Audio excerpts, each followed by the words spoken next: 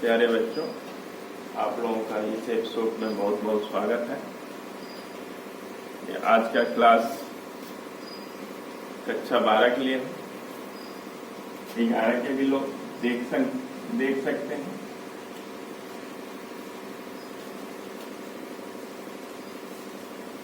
कक्षा 12 में अभी तक जो क्लास चला था उसमें बताया गया था आपको परिवार और नातेदारी के बारे में। आज जो उसके अगला टॉपिक है जातीय पूर्वाग्रह, जाति पूर्वाग्रह,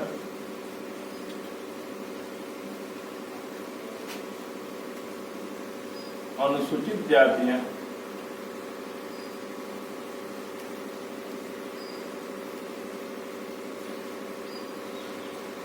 अनुसूचित जाति और पिछड़ा वर्ग।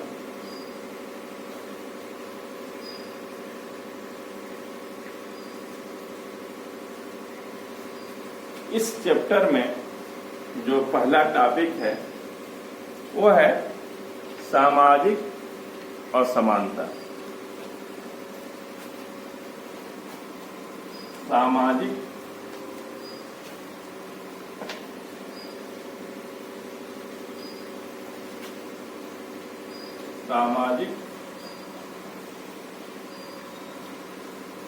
असमानता।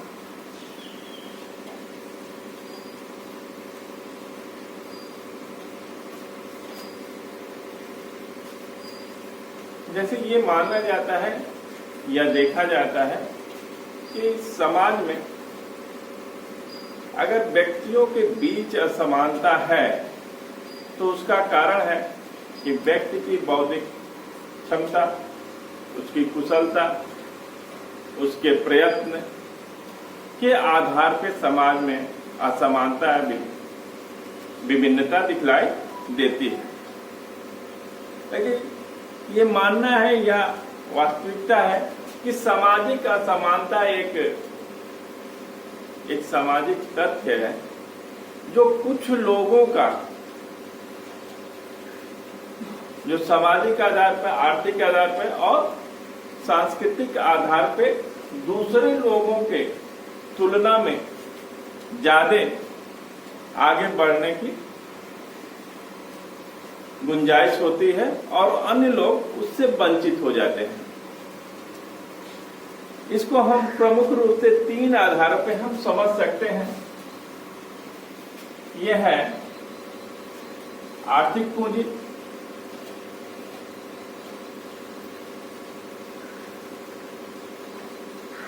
सांस्कृतिक पूंजी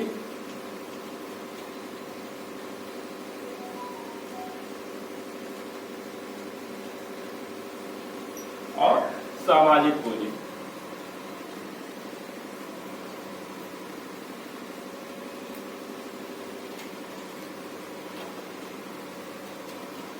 सामाजिक असमानता वह एक व्यवस्था है जिसमें कुछ लोगों को आगे बढ़ने की या आगे चलने की दूसरे की तुलना में अधिक अवसर प्राप्त होते हैं और कुछ लोग इससे वंचित रह जाते हैं। इसलिए समाज में सामाजिक असमानता है, ऐसा कहा जाता है। कुछ समाजशास्त्रियों ने इसको अलग अलग तरह से परिभाषित करने का प्रयास किया है। इस पे 3 आधारों पे समझा जा सकता है: आर्थिक पूंजी, सांस्कृतिक पूंजी और सांस्कृतिक पूंजी। आर्थिक पूंजी के अंतर्गत 3 चीजें आ सकती हैं। आपका आय है, संपत्ति है। जिस व्यक्ति के पास आय और संपत्ति है उसकी आर्थिक पूंजी ऊपर है। जिस व्यक्ति के पास शिक्षा है और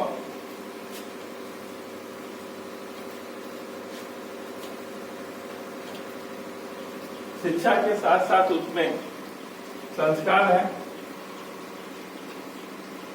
और व्यवहार करने के तरीके अच्छे हैं तो उनकी सांस्कृतिक पूंजी अच्छी है। सामाजिक पूंजी जिसकी समाज में उच्च लोगों से संपर्क है।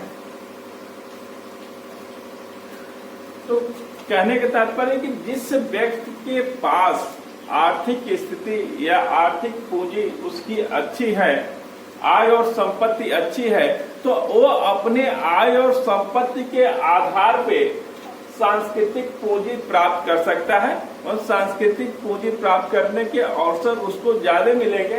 वो अपने आय और संपत्ति के आधार पे वह उच्च या अच्छे स्कूलों में वो शिक्षा और प्राप्त कर सकता है, जिससे वो सांस्कृतिक पूंजी अपनी बढ़ा सकता है अगर उसकी आर्थिक पूंजी अधिक है।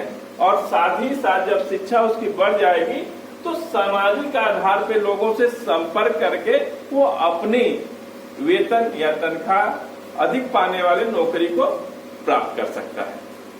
तो कहने का तात्पर्य कि जिस व्यक्ति के पास आर्थिक पूंजी, सांस्कृतिक पूंजी अधिक अवसर प्राप्त है, वो अपनी सामाजिक आर्थिक स्थिति को ऊपर बढ़ा दे सकता है। इसी को आंध्र बेते ने माना है कि असमानता मौलिक रूप से एक सामाजिक तथ्य है। आंध्र बेते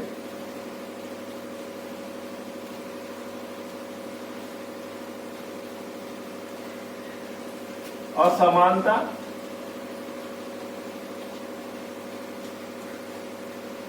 मौलिक रूप से एक तथ्य है,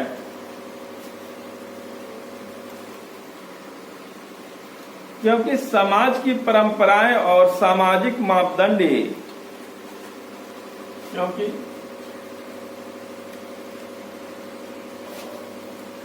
समाज की परंपराएं और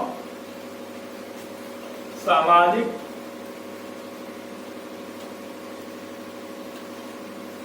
मानदंड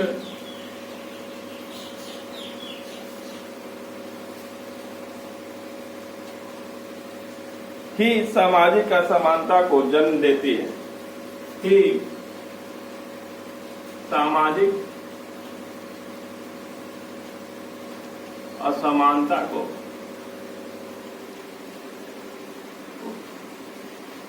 जन्म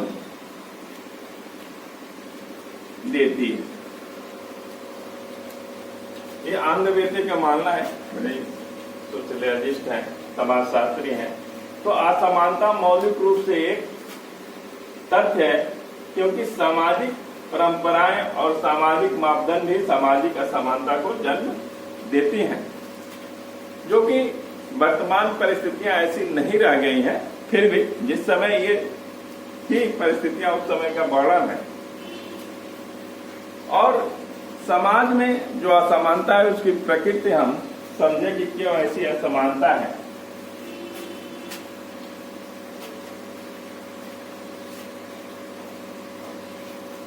तो पहला अगर पॉइंट देखें तो सामाजिक सीख,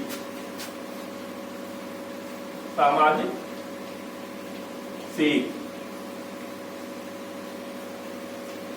समाज में जो भी समूह है तो हर समूह अपने समूह को सामाजिक सीख देता है कि आप अगले समूह से किस तरह का व्यवहार करेंगे।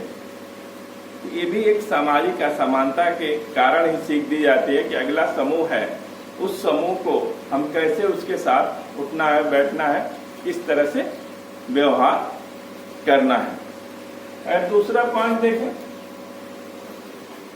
सामाजिक स्तरीकरण।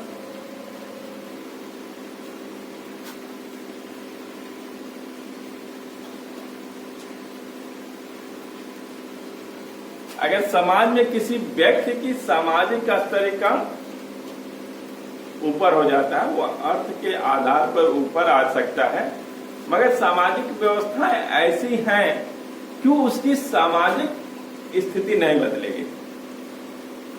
सामाजिक कहते हैं कि अर्थ के आधार पर या इकोनॉमी के आधार पर वो समाज में अपनी स्थिति ऊंचा बना ले रहा है, मगर जातीय व्यवस्था में उसकी सामाजिक परिस्थिति नीचे ही बनी रहती है। ये भी एक सामाजिक असमानता का कारण बनती है। भिन्न भिन्न देशों में भिन्न भिन्न तरह के सामाजिक असमानता देखने को मिलती है। जैसे हम लोग यहाँ जात के आधार पे, धर्म के आधार पे देखने को मिलती है। अगर आप विदेशों में देखेंगे, इंग्लैंड में देखेंगे, अमेरिका में देखेंगे, तो वहाँ प्रजातीय असमानताएं देखने को मिलती हैं। हम लोग क्या तो कम हो जाए, वहां पे तो थोड़ा अभी भी सामाजिक असमानता वहां पे प्रजाति आधार पे या काले और गोरे के आधार पे भिन्नता आज भी देखने को मिलती है। तो ये जो सारी असमानताएं हैं वो समय परिस्थितियों के अनुसार बदलती भी रहती हैं। जैसे आप देखेंगे कि ये मध्यकाल में सामाजिक असमानता जात के आधार पे, धर्म के आधार पे देखने को मिलती थी, और इस वैश्वीकरण युग में आप देखेंगे 9 उपनिवेशवाद। अगर औद्योगिक समाज में देखेंगे, इससे पिछले इस समय तो जैसे 9 उपनिवेशवाद का इस समय आया है कि दूसरे देश के प्रभाव में कितना आ रहा है। इससे पिछला देखेंगे जब औद्योगिकरण है, तो वहां पे जितने भी औद्योगिक संसाधन हैं उस पे लोगों का किसका अधिकार है, वो सामाजिक असमानता को देखने को मिलता है। तो कहने का तात्पर्य यह है कि समाज में असमानताएं जो हैं वो आप एक सामाजिक व्यवस्था के रूप में यहाँ चर्चा की जा रही है, बाकी धीरे धीरे इसमें बदलाव आए हैं। वर्तमान परिस्थितियां ऐसी नहीं है।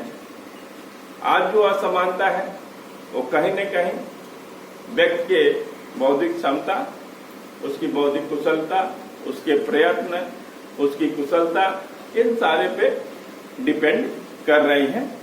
तो आप लोगों को आज का अध्ययन यहीं तक। धन्यवाद।